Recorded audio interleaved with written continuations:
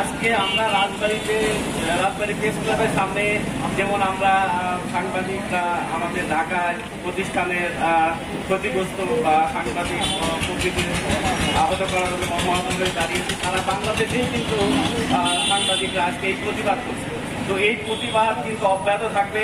প্রতিষ্ঠান যেগুলো প্রতিষ্ঠানই হোক না কেন,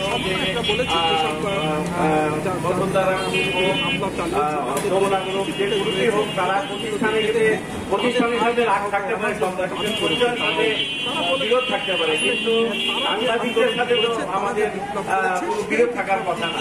যেসব সন্ত্রাসীরা এই ঘটনা ঘটিয়েছে তারা অত্যন্ত মন্তব্যজনক কাজ করেছে। এটা সমস্ত কাছে যত আসবাবপত্র ছিল, যত দরজা জানালা ছিল, সমস্ত কিছু ভাঙা হয়েছে। আমাদের চেষ্টার কোনো অভাব কোনোদিন ছিল না। রাজবাড়ির কোন সংবাদকর্মীকে করতে মনে হয়নি। আপনাদের কাছে আমার সবিনয় জিজ্ঞাসা, রাজবাড়িতে এমন কোন সংবাদ কি আপনারা পেয়েছেন যেটি রাজবাড়ির কোন সংবাদকর্মী বা কোন সংবাদ মাধ্যমের কাছ থেকে পাননি? আমি মনে করি আপনারা অবশ্যই পেয়েছেন।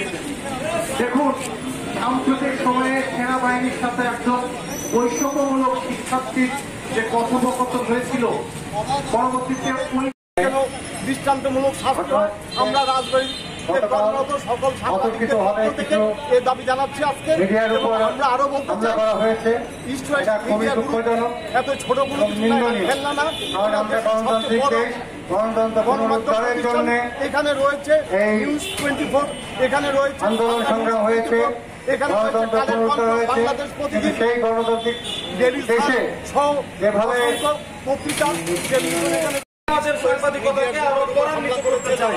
তো এই বলে আমি আমার সংক্ষিপ্ত বক্তব্য শেষ করছি। কোনো অবস্থাতেই